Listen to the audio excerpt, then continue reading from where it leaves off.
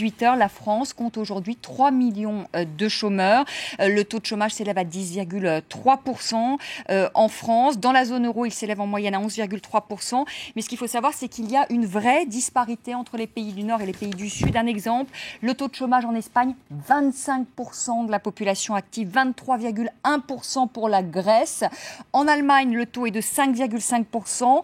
Les Pays-Bas, 5,3%. L'Autriche, 4,5%. 3 millions de chômeurs en France. On en parle ce soir avec Valérie Rabault, qui est députée PS du Tarn-et-Garonne, vice-présidente de la Commission des finances à l'Assemblée nationale, avec Chantal Brunel, qui est secrétaire nationale de l'UMP, ancien membre de la Commission des finances et rapporteur spécial de la mission Travail et Emploi. On en parle avec Benjamin Coria, qui est professeur d'économie à Paris 11, membre des économistes atterrés, avec Olivier Duhat, qui est le président de Croissance Plus. Avant de reprendre ce débat, on va tout de suite écouter Arnaud Montebourg, le ministre du redressement productif, et il nous parle de chômage partiel. Il prend même en exemple l'Allemagne. On l'écoute. Je suis favorable à un élargissement, une facilitation dans l'usage du chômage partiel. C'est la stratégie allemande qui leur a tant réussi dans la crise. Valérie Rabault, l'Allemagne est devenue un modèle pour vous, les socialistes ? Je ne crois pas que l'Allemagne soit devenue un modèle. Arnaud Montebourg cite l'Allemagne en exemple. Oui, mais effectivement, cet exemple est intéressant parce qu'on en a parlé tout à l'heure.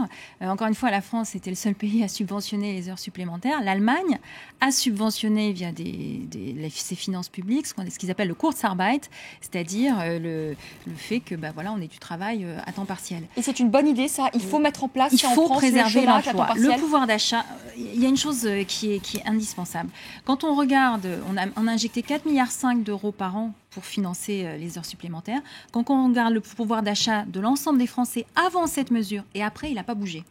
C'est-à-dire que, effectivement, ceux qui avaient un emploi ont gagné un peu plus, mais il y en a eu de plus en plus qui n'ont pas eu d'emploi et qui, eux, ne gagnent rien. Expliquer ça à tous nos ouvriers employés qui ont perdu cet avantage-là, et vous allez voir s'ils n'ont pas perdu du pouvoir d'achat. On ne remet pas en cause les heures supplémentaires. Les heures supplémentaires continuent à exister et rémunérées à 25%. Elles ne sont pas défiscalisées. Mais dites aujourd'hui aux 3 millions de chômeurs, monsieur, dites aujourd'hui aux 3 millions de chômeurs que vous préférez subventionner les heures supplémentaires plutôt que vrai pour le chômage. Non mais madame, dites-leur, à force de protéger les salariés, la France est devenue une formidable usine à fabriquer des chômeurs et des contrats. Et bien sûr qu'on protège tous les salariés. Par exemple, le CDI, prenons le cas du... Moi, je compare justement de la flexibilité sur le marché du travail aussi, Valérie Rabault. Justement, concernant l'Allemagne, il y a eu donc ces mesures Schröder, il y a eu donc cette flexibilité sur le marché du travail avec le chômage partiel, l'indemnisation aussi du chômage. On est passé, je crois, de 18 mois à 1 an en Allemagne. Il faut accepter un job au bout de 3 propositions. Il faut aller dans ce sens-là en France aussi. Je ne sais pas s'il faut tout reprendre, mais c'est sûr que les modèles d'Europe du Nord de flexi-sécurité ont montré qu'on pouvait à la fois prendre en considération les enjeux sociaux d'un pays quel qu'il soit et donner plus d'agilité à une entreprise. Aujourd'hui, on a en France un droit du travail qui est d'une extrême rigidité. Tous les jours, j'entends les chefs d'entreprise me dire « Moi, quand il faut signer un CDI, j'ai la main qui tremble. » Parce que c'est une décision d'investissement à caractère irréversible. Je vais vous donner un exemple. Un PSE en France, ça coûte dans mes métiers... Un PSE, pardonnez-moi. Un plan social, de sauvegarde de l'emploi. Ça coûte 8,5 années de contrat dans mon métier, je dirais une société de centre d'appel. Ça veut dire que si demain je dois organiser un PSE qui va me coûter entre 35 000 et 40 000 euros par personne, ça représente 8 années de profit cumulé sur un contrat. Donc vous voyez, avant de s'engager dans un gros plan d'embauche et d'investissement, il faut vraiment qu'on ait de la visibilité, il faut qu'on ait des certitudes, il faut que les carnets de commandes soient pleins. On ne prend jamais de risque sur l'embauche d'un CDI parce qu'on sait que les marches arrière sont extrêmement compliquées et extrêmement coûteuses. Donc, on embauche des intérimaires et des CDD. Il faut sortir de ce système-là, il faut un contrat de travail unique avec des gains de droits progressifs en fonction de l'ancienneté, avec une baramisation des indemnités de licenciement. Et il faut s'inspirer des choses qui marchent. Aujourd'hui, on a quelque chose qui est beaucoup trop rigide et qui contraint énormément les entrepreneurs dans leurs élans et dans leur capacité de recrutement. Oui, deux choses. Je voudrais quand même faire juste une remarque sur la compétitivité. C'est que la gauche a reconnu qu'on avait un problème de compétitivité, ce qui est très très nouveau, mais qu'on n'a pas très bien vu où Hollande allait faire des économies dans les dépenses. Moi, je n'ai pas compris où il faisait des économies. Et il faut quand même... J'espère que... Bon. Sur la flexibilité du marché du travail. Sur le chômage partiel, On ne peut pas dire, on ne va pas tout jeter ce qui a été fait avant. On a mis beaucoup d'argent, nous, ce qu'on appelait le travail partiel. C'est-à-dire que l'État payait effectivement aux entreprises, indemnisait les entreprises, qui payaient à leurs salariés en échange de quoi ils les gardaient du chômage partiel, c'est-à-dire des heures. Je crois que c'est un système qui a bien marché. Il faut continuer à aider au chômage partiel. Moi, je connais beaucoup d'entreprises. Ça a permis aux entreprises de garder leurs salariés quand ils ont eu une baisse. Ça se fait au détriment du salarié quand même, parce qu'il perd, j'imagine, quand même sur sa feuille de paye. Vous plaît, une entreprise, moi j'étais chef d'entreprise avant d'être député, et je parle avec un collègue chef d'entreprise. Une entreprise a besoin de respiration. Vous avez des clients, vous avez des budgets, vous ne savez pas, c'est pas linéaire. Vous pouvez avoir une demande qui baisse, qui monte, vous avez des périodes où il faut faire des heures supplémentaires et des périodes où il y a moins de travail. Donc, et quand une entreprise gagne bien, fait des bénéfices, je pense notamment à Sanofi, 5,7 milliards de bénéfices et qui licencie 900 personnes. Oui, madame, je demander aux salariés de faire des efforts, mais il faut aussi... Madame, je n'approuve pas ce qu'a fait Sanofi, mais on oublie de dire que 68% du capital de Sanofi sont détenus par des étrangers. Car on a une...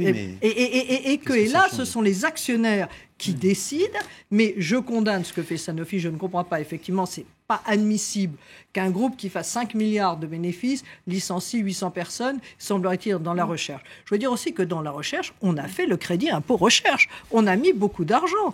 Je veux dire, on ne peut pas dire, alors bien sûr que c'est à long terme, c'est pas visible. On a fait le FSI. Je crois que Nicolas Sarkozy avait une vraie vision de la mondialisation, de nos problèmes de compétition et de nos handicaps, et que je regrette que les efforts qui ont été faits, qui n'ont pas tous porté encore leurs fruits, soient remis en cause. Moi, je voudrais revenir sur le chômage. Benjamin Corrias, ça m'intéresse aussi cette question. Est-ce qu'en France, est-ce qu'il y a un manque d'incitation à travailler ? Est-ce qu'on n'incite pas... Non, mais la question se pose quand même. Il y a 3 millions de chômeurs. Est-ce qu'on n'incite pas suffisamment les gens à travailler ? Les indemnités au chômage. Vous savez qu'on est un pays où les indemnités sont les plus élevées. 6 000 € par mois pendant 3 ans. Est-ce qu'on n'incite pas les gens à travailler finalement avec des indemnités chômage élevées sur une durée quand même plutôt longue ? C'est pas le cas en Allemagne, c'est pas le cas dans les pays du Nord. Est-ce qu'en France, on n'incite pas les gens à travailler ? Non, mais si vous voulez, chez les économistes, la question que vous posez correspond à un très vieux débat. Très vieux débat, ça date pas d'aujourd'hui. Et le débat, c'est est-ce que les problèmes de chômage, ça se passe sur le marché du travail, qui n'est pas assez flexible, où le coût du travail est trop élevé, où la durée du travail est trop courte, etc.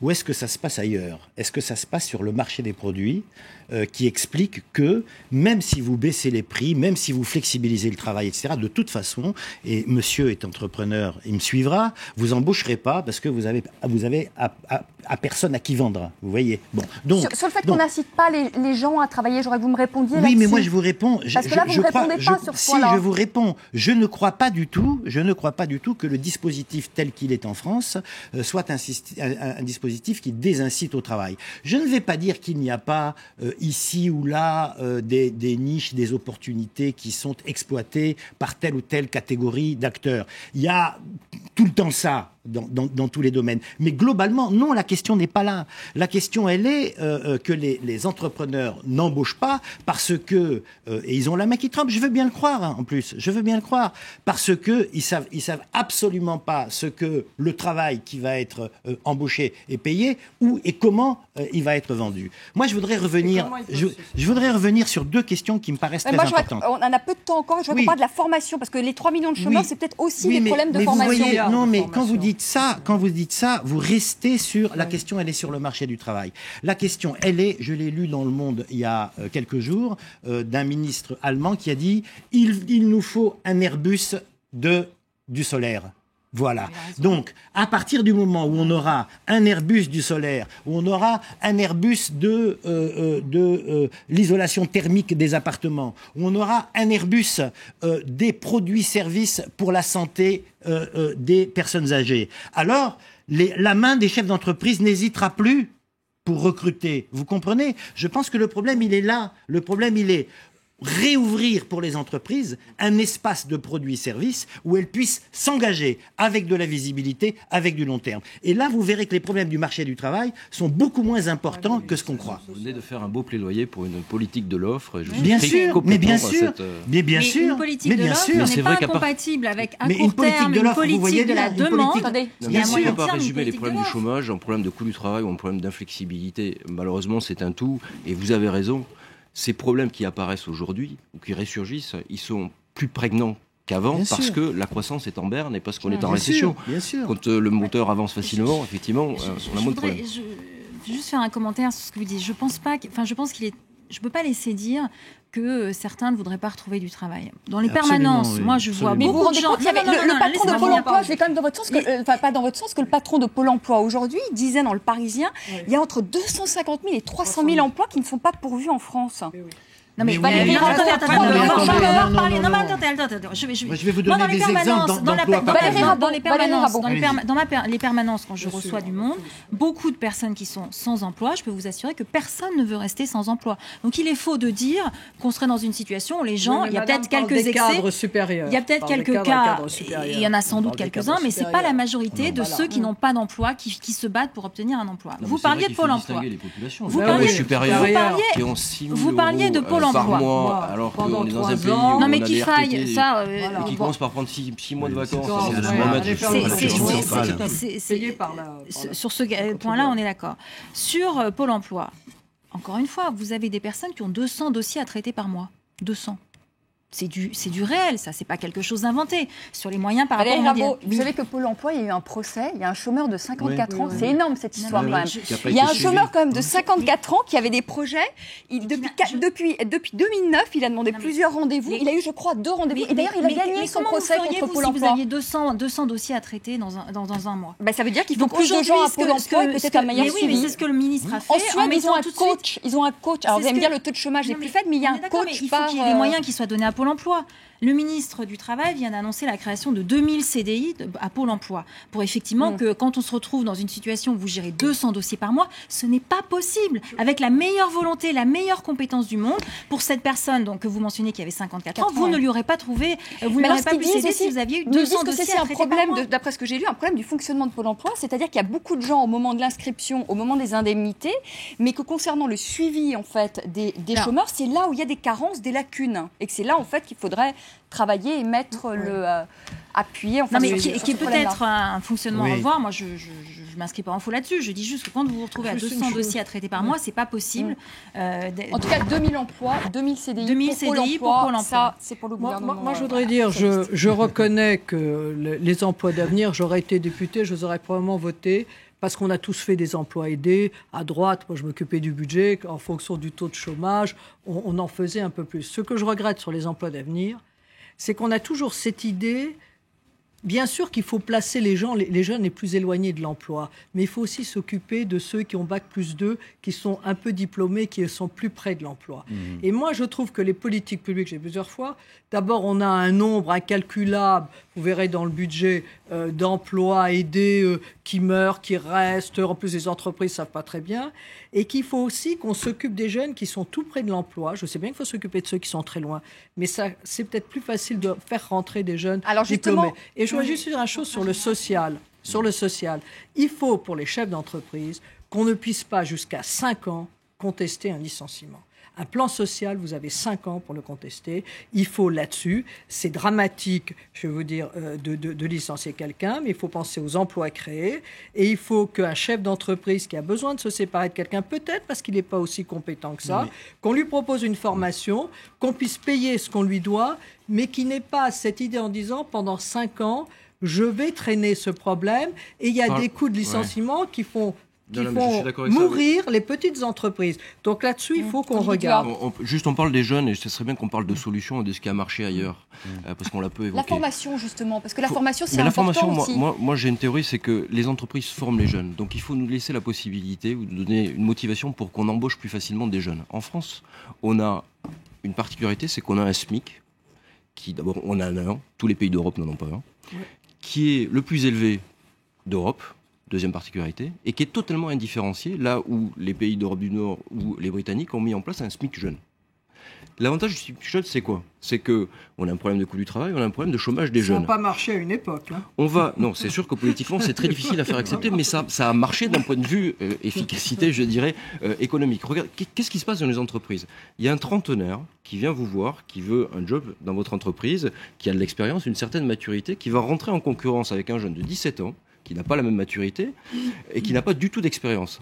Au SMIC, si c'est votre grille de salaire, ou pas loin du SMIC, vous allez lui proposer exactement le même salaire. Pour l'entreprise, ça va coûter la même chose. Lequel vous allez prendre? Vous allez prendre systématiquement le trentenaire expérimenté. Mais donc les contrats de génération, j'ai envie de vous dire, c'est peut-être la solution. C'est-à-dire que c'est le senior qui va s'occuper justement du jeune à former et il y aura des avantages pour l'entreprise. L'intention est très bonne. Et j'approuve l'intention parce qu'effectivement, de toute façon, il faut transmettre le savoir entre générations. Et on a 2 problèmes de chômage qui est exacerbé sur les seniors. C'est une bonne idée, l'intention est très bonne. La mise en application risque d'être cauchemardesque. Pourquoi? Parce que c'est une usine à gaz, c'est très compliqué et c'est très difficile de généraliser le système. Moi, je vais vous dire, dans mon entreprise, j'ai pas de seniors parce que ce sont des métiers nouveaux et j'ai 40% de mes employés qui ont moins de 26 ans. Comment je peux bénéficier du système? Donc c'est faire une mesure qui serait applicable à toutes les industries, sachant que les entreprises ont des caractéristiques multiples, ça me paraît très compliqué, ça risque d'être une usine à gaz, et je ne conteste pas l'intention une nouvelle fois, mais plutôt la méthode. Il faut rester dans les branches. Deux choses. Un mot, on n'aura pas le temps pour 2 choses, Benjamin Correa, malheureusement, il faut que je rende l'antenne dans 30 secondes, donc le mot de la fin. Je vais choisir simplement la question de la formation, puisque vous souhaitiez qu'on en parle, et il se trouve que je suis formateur, hein, puisque je suis prof.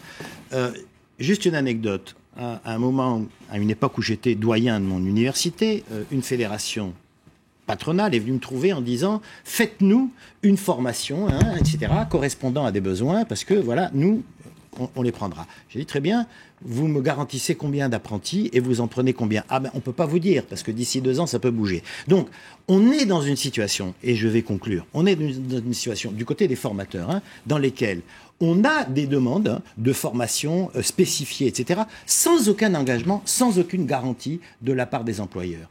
Et c'est pour ça que je voulais dire ce que j'ai dit. Le modèle allemand, c'est quoi précisément là-dessus? C'est que les apprentis, les fédérations s'engagent à recruter les personnes, les conservent en apprentissage pendant la durée de la formation, pendant 2 à 3 ans, et ensuite les embauchent. Donc s'il y a une réforme à faire sur ce secteur-là, qui est un petit bout de l'enseignement professionnel, alors allons-y. Que les fédérations et que les groupes d'employeurs s'engagent, on est prêt à faire les formations qu'il faut. Mais si il faut faire des formations sans avoir la garantie d'emploi derrière, ça n'a pas de sens. Ça n'a aucun sens. Ça n'a aucun sens. Voilà, ça sera peut-être une piste à creuser, Valérie Rabault. En tout cas, ça pourrait être tout un débat. Est-ce que notre école fabrique des chômeurs?